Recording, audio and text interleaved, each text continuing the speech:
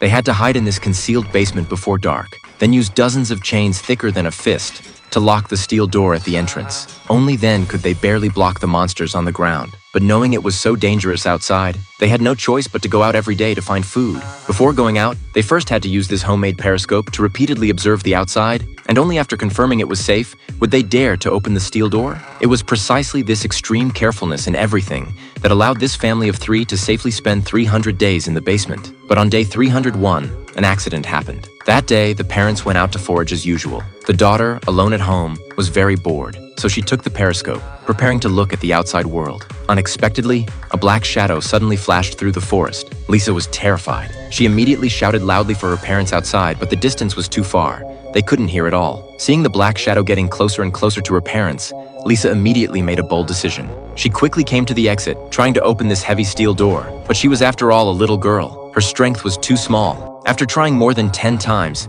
she finally used her body to push open the steel door. After coming out, Lisa looked around, but didn't see any trace of her parents, so she began shouting loudly again. The mother heard the sound and quickly came out to cover her mouth, afraid this sound would attract monsters. Fortunately, both parents were still alive. But before Lisa could tell them what just happened, several deer suddenly rushed over like crazy. From their panicked appearance, it was clear they were fleeing from something terrifying. The group instantly became nervous. They didn't even take the food they'd just found, and directly returned quickly to the basement. But because Lisa's shouting earlier was too loud, the monsters still found their dwelling. From the dust falling from the ceiling, there should be only one monster outside, but they were equally too scared to make a sound. Because they had previously done good concealment on the ground, the father felt that as long as they didn't make any movement, even if the monster stood right at the exit, it couldn't find that steel door. But right at this time, Lisa accidentally hooked the toy's wind-up key on a screw on the water pipe. The pulling force from the tightened string made the screw fall off, and the toy also made a sound at that instant.